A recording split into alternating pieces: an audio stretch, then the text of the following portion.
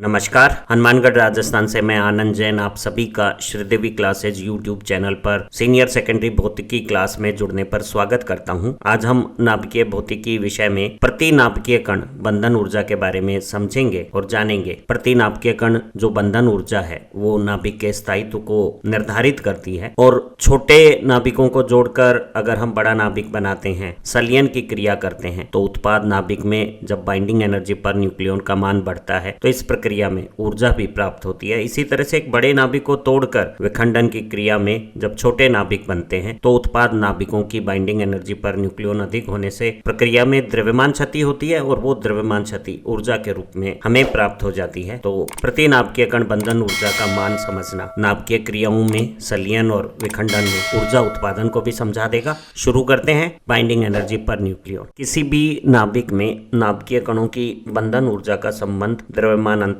या द्रव्यमान क्षति से है। सभी स्थिर नाभिकों में जो वास्तविक द्रव्यमान होता है वह हमेशा उसके घटक नाभिकीय कण जो प्रोटॉन और न्यूट्रॉन होते हैं उनके कुल द्रव्यमान से हमेशा कम होता है। एक नाभिक को बनाने वाले उसके घटक जो प्रोटॉन और न्यूट्रॉन होते हैं, इन नाभिकीय कणों के द्रव्यमानों का कुल योग एक स्थिर नाभिक के द्रव्यमान से अधिक होता है और दोनों द्रव्यमानों का अंतर द्रव्यमान क्षति कहलाता है। हम कह सकते हैं कि द्रव्यमान क्षति या द्रव्यमान अंतर जो नाभिक को निर्मित करने वाले नाभिकीय कण हैं, प्रोटॉन और न्यूट्रॉन, उनके द्रव्यमानों के योग और नाभिक के वास्तविक द्रव्यमान के बीच का अंतर है। किसी नाभिक में परमाणु क्रमांक Z की संख्या के बराबर प्रोटॉन होते हैं और अगर एक प्रोटॉन का द्रव्यमान mp हो तो Z प्रोटॉन का द्रव्यमान ZmP हो जाएगा और इस प्रोटॉन द्रव्यमान में हम न्यूट्रॉन की संख्या, द्रव्यमान संख्या और परमाणविक संख्या के अंतर के बराबर न्यूट्रॉन की संख्या होती है और अगर एक न्यूट्रॉन का द्रव्यमान m1 हो तो सभी a-z न्यूट्रॉनों का द्रव्यमान प्रोटॉनों के द्रव्यमान के साथ अगर जोड़ दिया जावे तो सभी नाभिकीय कणों के द्रव्यमानों का जो योग है वो नाभिक के वास्तविक द्रव्यमान से अधिक है और इस अंतर को हम द्रव्यमान क्षति या द्रव्यमान अंतर कहते हैं। और ये द्रव्यमान क्षति आइंस्टीन के विशेष सापेक्षता सिद्धांत के अनुसार ऊर्जा का एक सघन रूप धारण कर लेती है और E=mc² संबंध के अनुसार द्रव्यमान क्षति एक ऐसी ऊर्जा में परिवर्तित हो जाती है जो नाभिक के अंदर सभी घटक नाभिकीय कणों को बांधने का काम करती है। इसीलिए द्रव्यमान क्षति की संगत ऊर्जा को हम नाभिक की बंधन ऊर्जा कहते हैं। जब Z प्रोटॉन और a-z न्यूट्रॉन मिलकर एक नाभिक का निर्माण करते हैं तो नाभिक का वास्तविक द्रव्यमान कम होता है और इस प्रक्रिया में कुछ द्रव्यमान गायब हो जाता है। इसे हम द्रव्यमान क्षति कहते हैं और नाभिक के निर्माण में यही द्रव्यमान क्षति के समतुल्य E=mc² सूत्र के अनुसार जो ऊर्जा बनती है वो नाभिक के इन घटक नाभिकीय कण न्यूट्रॉन प्रोटॉनों को आपस में बांधने का काम करती है। अगर किसी नाभिक को तोड़कर सभी घटक नाभिकीय कण प्रोटॉनों और न्यूट्रॉनों को परस्पर अलग अलग करना हो तो हम देखते हैं कि नाभिक के कम द्रव्यमान से हमें अधिक द्रव्यमान बनाना है और इस अतिरिक्त द्रव्यमान की रचना ऊर्जा देकर बाह्य स्रोत से हम अगर करें तो वो जो ऊर्जा हम नाभिक के कणों को तोड़ने के लिए देते हैं उसे हम तोड़ने की ऊर्जा कह सकते हैं। और नाभिक की रचना में नाभिकीय कणों से जब नाभिक बनता है तो वही ऊर्जा नाभिकीय कणों के बांधने की ऊर्जा हो जाती है और किसी नाभिक को बंधन ऊर्जा के बराबर ऊर्जा देने पर ही उसे अलग अलग नाभिकीय कणों में बांटा जा सकता है। नाभिक के निर्माण में जो द्रव्यमान क्षति होती है उसकी संगत ऊर्जा को नाभिक की बंधन ऊर्जा बाइंडिंग एनर्जी कहते हैं और नाभिक की बंधन ऊर्जा नाभिक में नाभिकीय कणों की संख्या या द्रव्यमान संख्या बढ़ाने पे लगातार बढ़ती है, जो ये बता रही है कि अतिरिक्त नाभिकीय कण का नाभिक में आना कुछ अतिरिक्त द्रव्यमान क्षति करता है और वो नाभिक की कुल बंधन ऊर्जा में वृद्धि करता चला जाता है। लेकिन ये जो बंधन ऊर्जा में द्रव्यमान क्रमांक के साथ वृद्धि होती है वो बीच के द्रव्यमान क्रमांक 20 से 200 के बीच में सापेक्षता अधिक मान रखती है और पहले और बाद में बंधन ऊर्जा में वृद्धि की दर कम है। बंधन ऊर्जा का मान द्रव्यमान क्रमांक के साथ बढ़ना एक ऐसी समझ बना रहा है कि बड़ा नाभिक सापेक्षित रूप से अधिक बंधन ऊर्जा रखता हुआ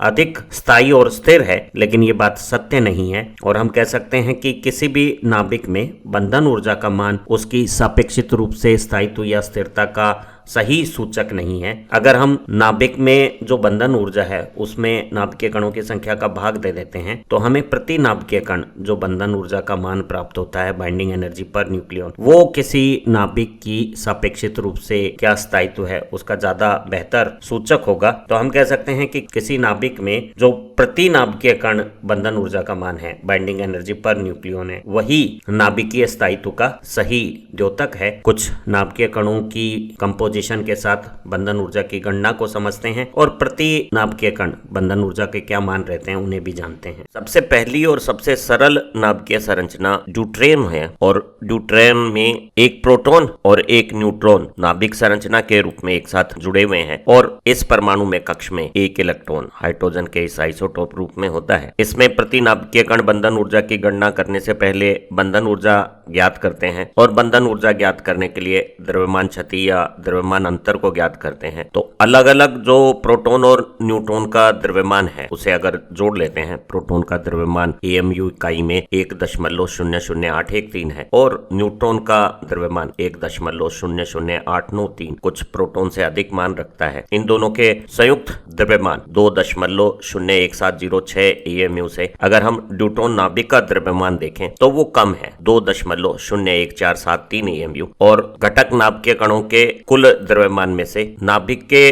द्रव्यमान को घटाने पर जो द्रव्यमान क्षति आती है वो है 0.00233 AMU। अल्प मात्रा में द्रव्यमान क्षति ड्यूटेरियम के निर्माण में स्पष्ट दिख रही है और आइंस्टीन के सापेक्षवाद सिद्धांत के अनुसार 1 AMU द्रव्यमान क्षति 931 मिलियन EV ऊर्जा के बराबर है। तो ड्यूटेरियम नाभिक संरचना में 0.00233 AMU द्रव्यमान 2.17 MeV ऊर्जा के संगत हो गया है और ये द्रव्यमान क्षति की ऊर्जा नाभिकीय कणों को बंधन करने के काम आती है। वो नाभिकीय कणों की बंधन ऊर्जा या ड्यूटेरियम की बाइंडिंग एनर्जी हो जाएगी और ड्यूटेरियम की बाइंडिंग एनर्जी 2.17 MeV में इसके दो नाभिकीय कणों की संख्या का भाग दे देंगे तो प्रति नाभिकीय कण बंधन ऊर्जा बाइंडिंग एनर्जी पर न्यूक्लियन का मान 1.085 लगभग 1.1 MeV हमें प्राप्त हो गया है, जो सापेक्षता कम है लेकिन निश्चित रूप से ड्यूटेरियम नाभिक के पास कुछ बंधन ऊर्जा है और ड्यूटेरियम के दोनों संगठन घटक नाभिकीय कण प्रोटॉन और न्यूट्रॉन को अगर हम नाभिक से अलग करना चाहते हैं तो हमें 1.1 MeV ऊर्जा प्रति नाभिकीय कण या 2.17 MeV कुल ऊर्जा ड्यूटेरियम नाभिक को घटक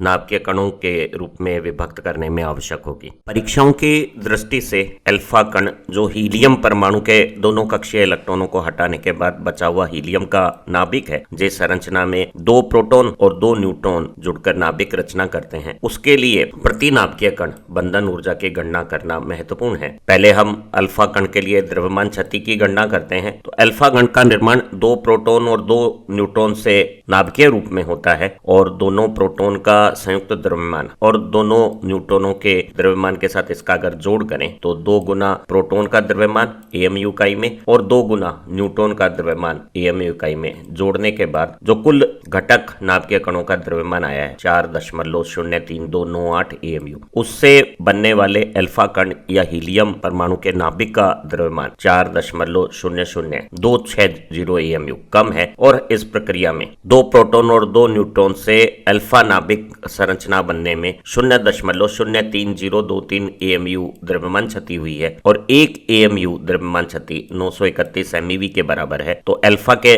निर्माण में जो कुल द्रव्यमान क्षति हुई है 0.03023 AMU वो 28.14 MeV ऊर्जा के संगत है और ये ऊर्जा अल्फा कण या हीलियम के नाभिक में 2 प्रोटॉन और 2 न्यूट्रॉन को आपस में बांधने की ऊर्जा है या बंधन ऊर्जा हो गई है। इस बंधन ऊर्जा 28.14 MeV में अल्फा के चारों नाभिकीय कणों का भाग देने पर प्रति नाभिकीय कण बंधन ऊर्जा का मान, बाइंडिंग एनर्जी पर न्यूक्लियन का मान अल्फा कण के लिए 7.03 MeV हमें प्राप्त हो गया है, जो सापेक्षता काफी अपने समीपवर्ती छोटे नाभिकीय संरचनाओं की तुलना में काफी अधिक है, जो बता रही है कि अल्फा कण अधिक स्थायी है और इसे इसके घटक नाभिकीय कणों में बदलना अधिक बाह्य स्रोत की ऊर्जा की मांग करेगा। किसी भी नाभिकीय संरचना जिसमें नाभिक में प्रोटॉन और न्यूट्रॉन की संख्या ज्ञात हो और बनने वाले नाभिक का भी द्रव्यमान वास्तविक में हमें ज्ञात हो, तो हम उसके लिए द्रव्यमान की क्षति ज्ञात करके नाभिक की बंधन ऊर्जा ज्ञात कर सकते हैं और बंधन ऊर्जा में नाभिकीय कणों की संख्या का भाग देके प्रति नाभिकीय कण बंधन ऊर्जा की भी गणना कर सकते हैं। इन गणनाओं से प्राप्त हुआ कि जो आयरन का 56 रूप है जिसमें 26 प्रोटॉन है और शेष 30 न्यूट्रॉन है, उसमें प्रति नाभिकीय कण बंधन ऊर्जा का मान अधिकतम प्राप्त हो रहा है। इसे हम समझ सकते हैं आयरन 56 में Fe56 में 26 प्रोटॉन, एक प्रोटॉन का द्रव्यमान अगर 1.00813 AMU,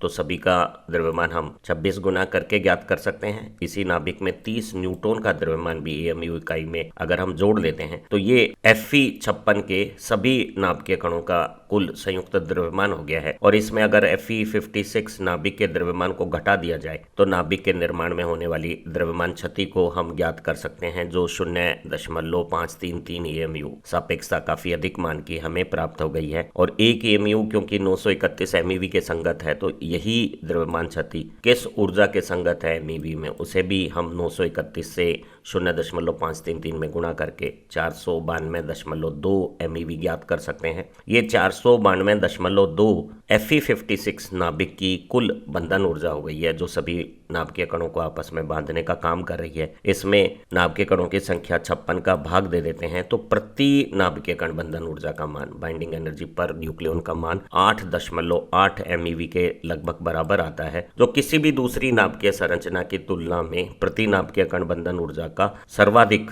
मान है। बाइंडिंग एनर्जी पर न्यूक्लियन का 8.8 MeV जैसा उच्च मान स्पष्ट बता रहा है कि Fe56 आयरन 56 सभी नाभिकीय संरचनाओं में सबसे अधिक स्थायित्व रखता है। और जब हमने बाइंडिंग एनर्जी पर न्यूक्लियन की गणनाएं देखी थी तो हमने देखा था कि ड्यूट्रॉन जिसकी बाइंडिंग एनर्जी पर न्यूक्लियन केवल 1.1 MeV थी, उसकी तुलना में अल्फा कण हीलियम के नाभिक की बाइंडिंग एनर्जी पर न्यूक्लियन सापेक्षता ज्यादा 7.1 MeV के आसपास थी, जो बता रही है कि अल्फा कण ड्यूट्रॉन की तुलना में अधिक स्थिर है। हम दो ड्यूट्रॉनों को जोड़कर एक अल्फा कण का निर्माण करने की कोई स्थिति बना लेते हैं तो हम कम स्थायी नाभिक संरचना से जब अधिक स्थायी नाभिक संरचना का निर्माण करते हैं तो जो अतिरिक्त द्रव्यमान क्षति होती है वो हमें एक ऊर्जा निकास के रूप में, संलयन की ऊर्जा के रूप में प्राप्त हो जाएगी। हम बाइंडिंग एनर्जी पर न्यूक्लियन का लेखा चित्र द्रव्यमान क्रमांक के साथ कैसा है उसको समझ सकते हैं। यदि प्रति नाभिकीय कण बंधन ऊर्जा का द्रव्यमान क्रमांक के साथ नाभिक में जो न्यूट्रॉन और प्रोटॉन की कुल संख्या है उसके साथ लेखा चित्र देखा जावे तो वो लेखा चित्र ये स्वरूप रखता है और इस लेखा चित्र से स्पष्ट मालूम हो रहा है। सबसे सरल ड्यूट्रॉन संरचना के लिए बाइंडिंग एनर्जी पर न्यूक्लियन काफी कम, केवल 1 MeV है। अधिकांश नाभिकीय कणों के लिए बाइंडिंग एनर्जी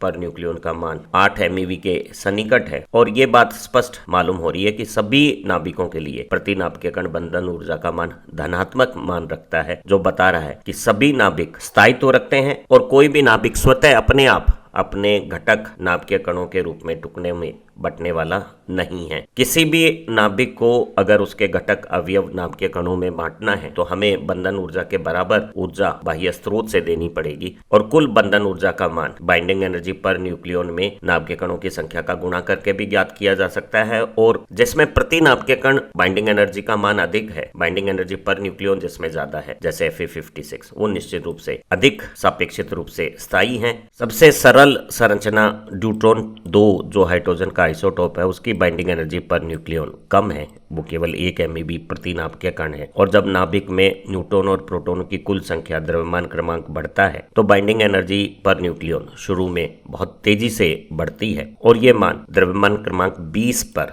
नियोन 20 के लिए 8 MeV प्रति नाभिकीय कण के क्रम का हो जाता है। इस प्रक्रिया में कुछ विशेष नाभिक जैसे हीलियम 4, कार्बन 12, ऑक्सीजन 16, इनकी बाइंडिंग एनर्जी पर न्यूक्लियन को अगर हम देखें तो वो अपने समीपवर्ती दूसरे नाभिकीय संगठनों की तुलना में सापेक्षता अधिक प्राप्त हो रही है। इन अंकों को 4, 12, 16 को जो 4 के गुणज हैं, हमारी प्रकृति में 8 द्रव्यमान क्रमांक का कोई नाभिकीय संरचना उपलब्ध नहीं है। अगर वो भी होती तो वो भी इसी कोटि में आती। इन्हें हम विशेष नाभिकीय संगठन कहते हैं और इन अंकों को 4, 12, 16 को हम जादुई अंक, मैजिक नंबर कहेंगे, क्योंकि इनमें प्रोटॉन और न्यूट्रॉन दोनों की संख्या नाभिक संगठन में सम है, इवन रूप रखती हैं और ऐसी स्थितियों में ये नाभिक जब पाई मैसोनों का विनिमय करके नाभिकीय बलों की रचना करते हैं तो इनमें नाभिकीय आकर्षण के बल अधिक मान में उत्पन्न होते हैं और इनका बाइंडिंग एनर्जी पर न्यूक्लियन का मान स्पष्ट बता रहा है कि इनके नाभिक निर्माण में अधिक द्रव्यमान क्षति हुई है और वो अधिक स्थायित्व भी रखते हैं। प्रति नाभिकीय कण बंधन ऊर्जा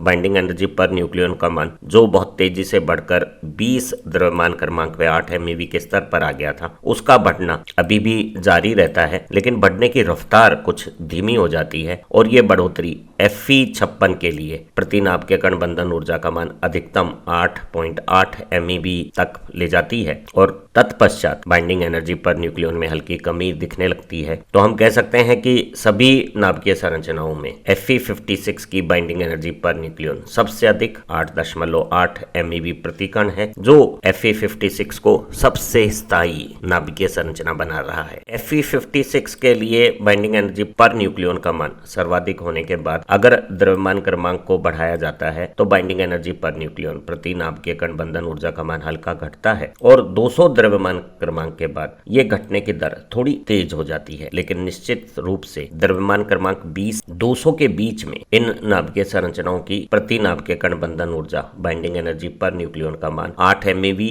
और 8.8 MeV के बीच में मामूली अंतराल के साथ परिवर्तित होता है, जो नाभिकीय बलों की संतृप्तता प्रवृत्ति को प्रदर्शित कर रहा है, जो बता रही है कि एक नाभिक में नाभिकीय कणों की संख्या काफी अधिक होने पर भी एक नाभिकीय कण अपने अड़ोस पड़ोस के 10-12 नाभिकीय कणों से ही मेसोन कणों का विनिमय करता है। सारे कण एक साथ एक ही समूह में विनिमय क्रियाएं नहीं करते हैं और इन कारणों से जब नाभिक का आकार बड़ा होता है, उसमें नाभिकीय कणों की संख्या बढ़ती है तो विनिमय क्रिया में संतृप्तता आ जाती है और नाभिकीय बलों की संतृप्तता यहाँ स्थायित्व को प्रदर्शित करने वाले सबसे बड़े द्योतक बाइंडिंग एनर्जी पर न्यूक्लियन के लगभग नियत मान को दिखा रही है। अगर हम इन 20 से 200 के बीच के मध्यमवर्ती नाभिकों को देखें तो इनकी बाइंडिंग एनर्जी पर न्यूक्लियन बहुत छोटे नाभिकों और बहुत बड़े नाभिकों की तुलना में ज्यादा है। तो हम कह सकते हैं बहुत छोटे नाभिक कम स्थायी हैं और बहुत बड़े नाभिक भी कम स्थायी हैं। अगर हम बड़े नाभिक को विखंडन प्रक्रिया में तोड़कर छोटे नाभिक बनाते हैं या छोटे नाभिक को जोड़कर संलयन प्रक्रिया में फ्यूजन रिएक्शन से बड़ा नाभिक बनाते हैं तो दोनों ही प्रक्रिया में हम कम स्थायी स्थिति से अधिक स्थायी स्थिति प्राप्त करते हुए कुछ अतिरिक्त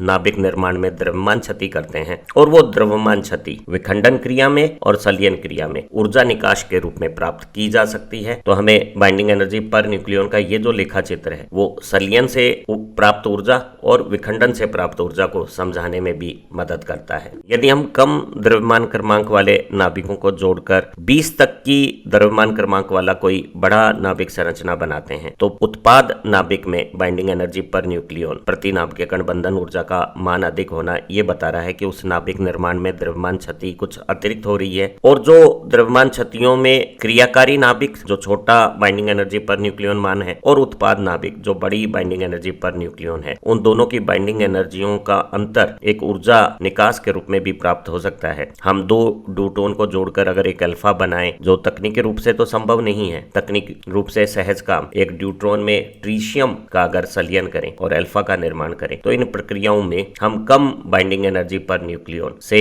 उत्पाद के रूप में अधिक बाइंडिंग एनर्जी पर न्यूक्लियन वाला नाभिक निर्माण कर रहे हैं और इस घटना को छोटे से बड़ा नाभिक बनाने को हम फ्यूजन संलयन क्रिया कहते हैं। और इस संलयन क्रिया में जब उत्पाद अल्फा और न्यूट्रॉन का संयुक्त द्रव्यमान देखें तो यह संयुक्त द्रव्यमान ड्यूट्रॉन और ट्रीशियम के संयुक्त द्रव्यमान से कम है, क्योंकि अल्फा में बाइंडिंग एनर्जी पर न्यूक्लियन अधिक होना अधिक द्रव्यमान क्षति को इंगित कर रही है और ऐसी प्रक्रिया में क्रियाकारी नाभिकों की तुलना में उत्पाद नाभिकों का द्रव्यमान कम होना जो द्रव्यमान क्षति बताता है वो वास्तव में संलयन क्रिया में ऊर्जा उत्पाद के रूप में हमें प्राप्त हो जाएगी। अगर हम सौर की ऊर्जा का स्रोत देखें तो सूर्य में जो प्रोटोन है वो आपस में मिलकर एक अधिक स्थायी अल्फा कण की रचना करते हैं और प्रोटोनों से जब हम अल्फा कण की रचना करते हैं तो इस प्रक्रिया में जो द्रव्यमान क्षति होती है वो संलयन प्रक्रिया की ऊर्जा उत्पाद के रूप में सौर ऊर्जा के रूप में हमें प्राप्त हो रही है। तो संलयन क्रिया में जब छोटा नाभिक जोड़कर बड़ा नाभिक बनाया जाता है तो बड़े नाभिक की प्रति नाभिकीय कण बंधन ऊर्जा का अधिक मान अधिक स्थायित्व प्रदर्शित कर रहा है और कम स्थायी अवस्था से अधिक स्थायी अवस्था प्राप्त करने की प्रवृत्ति में जो अतिरिक्त द्रव्यमान क्षति होती है वो ऊर्जा उत्पाद के रूप में प्राप्त हो जाती है। हम इस उत्पादित ऊर्जा को उत्पाद कणों की बाइंडिंग एनर्जी को जोड़ जोड़कर प्रति नाभिकीय कण बाइंडिंग एनर्जी में नाभिकीय कणों की संख्या का गुणा करके बंधन ऊर्जा प्राप्त हो जाएगी। तो उत्पाद कणों की बंधन ऊर्जा ज्यादा है, क्रियाकारी नाभिकों की बंधन ऊर्जा कम है और बंधन ऊर्जा का अंतर ऊर्जा उत्पादन माना जा सकता है। द्रव्यमान क्रमांक 200 वाले नाभिक की बंधन ऊर्जा लगभग 8 MeV प्रति कण है और अगर नाभिक में नाभिकीय कणों की संख्या बढ़ती है, द्रव्यमान क्रमांक बढ़ता है, तो प्रति नाभिकीय कण बंधन ऊर्जा का मान काफी तेजी से घटता हुआ दिखता है। अगर एक बहुत बड़े नाभिक को टुकड़े करके छोटे नाभिक बना दिए जावे तो उत्पाद में प्रति नाभिकीय कण बंधन ऊर्जा का अधिक मान सापेक्षता अतिरिक्त नाभिक रचना में द्रव्यमान क्षति को बता रहा है और ऐसी विखंडन की प्रक्रिया में, नाभिक के टुकड़े करने की प्रक्रिया में हमें ऊर्जाओं की प्राप्ति इसलिए हो जाती है क्योंकि हम कम स्थायी नाभिक से अधिक स्थायी नाभिकों की रचना कर रहे हैं। अगर हम यूरेनियम 235 में एक न्यूट्रॉन को प्रहार करके अंदर कर देते हैं तो अस्थायी रूप से बने हुए यूरेनियम 236 के टुकड़े हो जाते हैं और एक टुकड़ा 140 से 145 द्रव्यमान क्रमांक का और दूसरा 90 से 95 द्रव्यमान क्रमांक का रचित होगा। जैसे कि यहाँ बेरियम 141 बन गया या 142 बन गया या फिर यहाँ क्रिप्टॉन 92 बन गया है और इस प्रक्रिया में कभी 2 और कभी 3 न्यूट्रॉन भी सह उत्पाद के रूप में प्राप्त हो गए हैं। अब अगर हम 92 और 142 के बाइंडिंग एनर्जी पर न्यूक्लियन देखें तो उनके मान यूरेनियम 236 या 235 की तुलना में काफी अधिक है और हमने कम स्थायी नाभिक से अधिक स्थायी नाभिकों की जब रचना की है तो नाभिक निर्माण में द्रव्यमान क्षति जो कम स्थायी नाभिक में तो कम है और अधिक स्थायी अधिक बाइंडिंग एनर्जी पर न्यूक्लियन वाले नाभिकों में अधिक है। तो उत्पाद जो बने हैं छोटे नाभिक, उनमें जो अतिरिक्त द्रव्यमान क्षति हुई है वो हमारी विखंडन प्रक्रिया के ऊर्जा उत्पाद के रूप में परिवर्तित होकर हमें प्राप्त हो गई है। तो जब हम उच्च द्रव्यमान क्रमांक के बड़े नाभिकों के विखंडन क्रिया करते हैं तो हमें दो ऐसे नाभिक मिलते हैं जो आकार में बराबर तो नहीं है, एक बड़ा है एक छोटा है, लेकिन दोनों की बाइंडिंग एनर्जी पर न्यूक्लियन क्रियाकारी नाभिक की तुलना में अधिक है और इस प्रक्रिया में जो अतिरिक्त द्रव्यमान क्षति हो रही है वो एक विखंडन क्रिया के ऊर्जा उत्पादन के रूप में प्राप्त हो जाती है। उम्मीद है इस रोचक ज्ञानवर्धक वीडियो की मदद से आपने नाभिकीय भौतिकी का एक महत्वपूर्ण विषय वस्तु प्रति नाभिकीय कण बंधन ऊर्जा को अच्छी तरह से समझ लिया है। आपने नाभिक में घटक अवयवों के जुड़ने से जो द्रव्यमान क्षति होती है उससे बंधन ऊर्जा की गणना और प्रति नाभिकीय कण बंधन ऊर्जा की गणना को भी अच्छी तरह से समझ लिया है। बंधन ऊर्जा द्रव्यमान क्रमांक के साथ क्या परिवर्तन का व्यवहार रखती है उसकी जानकारी से आपने संलयन क्रिया और विखंडन क्रिया से ऊर्जा उत्पादन को भी अच्छी तरह से समझ लिया है। हमारी दूसरी लर्निंग वीडियो भी इतनी ही ज्ञानवर्धक और परीक्षा में अंक सुधारने में उपयोगी हैं। अगर आपको हमारे ऑनलाइन डाउट क्लियरिंग क्लासेस या परीक्षा उपयोगी नोट्स की आवश्यकता महसूस होती है तो श्रीदेवी क्लासेस यूट्यूब चैनल की मेंबरशिप को नीचे ज्वाइन बटन दबाकर प्राप्त करें और मामूली खर्च में अपने अध्ययन को बेहतरीन बना लें। आप अच्छा पढ़ें, तरक्की करें। Have nice time. Thank you very much.